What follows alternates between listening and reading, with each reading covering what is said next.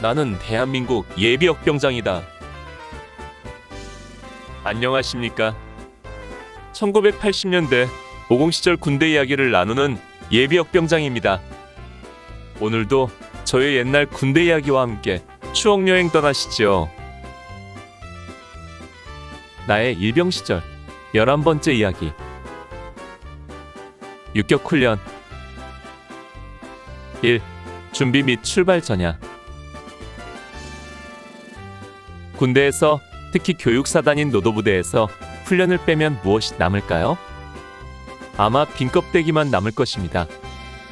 빽빽하게 짜인 교육과 훈련 스케줄, 그리고 각종 측정과 야전훈련. 어느 교육, 어느 훈련, 어느 한순간도 만만치 않고 쉬운 일은 없지만 그 중에서도 훈련의 꽃이라 할 수 있는 것이 육격훈련입니다. 특히 우리 스킬에 대해서는 겨울의 스키훈련과 더불어 여름철 육격훈련은 서로 쌍벽을 이루는 가장 큰 훈련이었습니다. 강한 정신력을 키우고 육체적 단련을 통해 전투력을 증강시키기 위해 실시하는 육격산악훈련. 훈련 중의 훈련, 우리의 땀과 고통과 인내를 요구할 1981년 육격산악훈련이 6월 8일부터 26일까지 3주간에 걸쳐 웅진리 사단 육격장과 삼형산 산악훈련장에서 우리 대대와 연대, 사단직할대 통합으로 실시되었습니다. 훈련 일정은 처음 일주일은 육격훈련, 나머지 2주간은 산악특수전훈련, 그리고 마지막 복귀는 100km 행군 등으로 되어 있었습니다. 육격훈련에 대해서는 군에 입대하기 전부터 이야기를 많이 들었습니다. 군대를 다녀온 선배들이 전해준 육격장에서의 고통스러웠던 추억담, 그리고 입대 후에 고참들이 들려준 훈련담들은 모든 것이 처음인 나에게 두렵고 떨리게 했습니다. 특히 100km 행군에 대해서는 도저히 엄두가 나지 않았습니다. 어떻게 군장을 메고 장비를 들고 100km를 걸어서 간단 말인가. 유격을 앞두고 두렵고 떨리기는 고참이나 졸병 모두가 같은 마음인 것 같았습니다. 경험이 많은 고참들은 육격만 끝나면 올 1년이 다 가는 것이라며 애써 위안을 했지만 앞으로 다가올 고난의 시간에 대해 걱정하는 빛이 역력했습니다.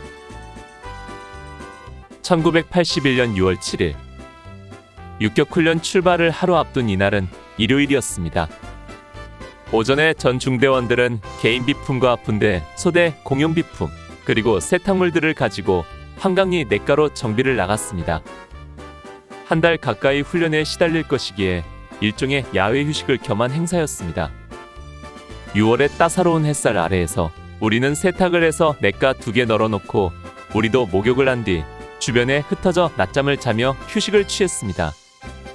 초여름에 접어든 6월의 태양은 적당히 따뜻했고 살랑대는 바람에 세탁물은 금방 말랐습니다. 부대로 복귀하여 오후부터는 본격적으로 훈련 출발을 위한 준비와 정리를 시작했습니다.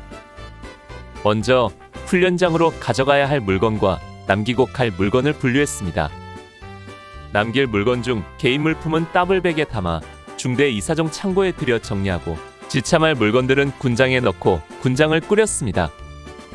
속옷과 전투복 등 옷까지는 최소한으로 넣고 그 대신 훈련장에서 먹을 고추장, 통조림 등 부식류와 과자, 라면 등 간식류들을 사서 넣었습니다.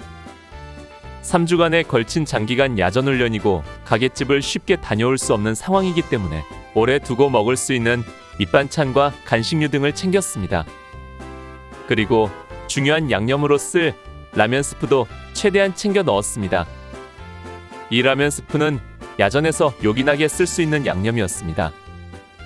자대에서도 그렇지만 야전에서는 식사와 반찬의 양이나 질이 떨어지기 때문입니다.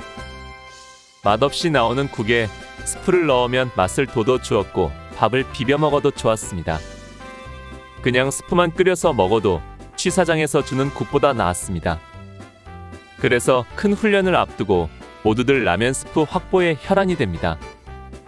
라면 스프를 가장 많이 확보할 수 있는 곳은 역시 대대취사장이었습니다. 군대에서는 매주 일요일마다 라면을 점심 식사로 주는데 이때 라면을 봉지에서 뜯어 꺼내는 일을 사역병을 불러 시킵니다. 500여 명이 먹는 대대취사장에서 라면을 뜯어 꺼내는 것도 쉽지 않은 일이었기 때문에 사역병을 불러 시키는 것입니다. 라면 사역병을 집합시킬 때 문 앞에 기다리고 있다가 잽싸게 뛰어나가 선착순으로 참가하는 것이 중요합니다. 우리 화기소대는 1층에 있어서 그럴 때는 유리한 점이 있었습니다.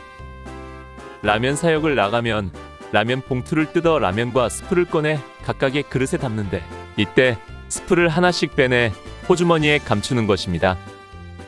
그 당시 군대의 라면은 한 봉지에 라면 2개와 스프 2개가 들어있는데 그중 스프를 1개만 그릇에 쏟고 나머지 1개는 호주머니에 넣어 가져오는 것입니다.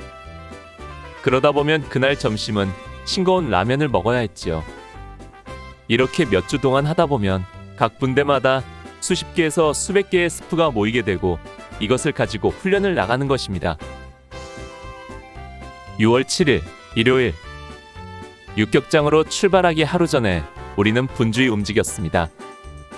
소대 내 물자 분류를 끝내고 군장을 완성한 뒤에 오후 4시에 대대장 군장 검사를 받았습니다.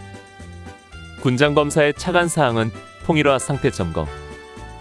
우리가 훈련과 작업 등을 할 때 신는 녹색 천 재질로 된 군화인 통일화는 유격장에서 계속 신어야 할 중요한 신발이었기 때문에 이에 대한 보수 및 상태를 점검하는 것입니다. 사실 통일화는 선배들이 신던 것을 전역하면서 반납하고 간 것을 다시 받았기 때문에 많이 낡아서 꿰매이 신어야 했습니다. 우리는 군장에서 통일화를 풀어 손에 들고 대대장이 와서 지나가며 상태를 볼 수 있도록 했습니다. 군장 검사는 육격 훈련이라는 명성과는 걸맞지 않게 그렇게 싱겁게 끝났습니다. 내일 기상 예정 시간은 03시. 이를 위해 저녁 식사를 마친 뒤 일석점호는 간단히 인원 점검만 하고는 20시 정각 취침에 들어갔습니다. 그러나 내일부터 당할 미지의 고난이 가슴을 내리눌러 뒤척이며 쉽게 잠들지 못했습니다. 오늘 추억여행에 함께 해주셔서 감사합니다. 다음 이야기를 기대해 주시고 구독과 좋아요 부탁드립니다. 항백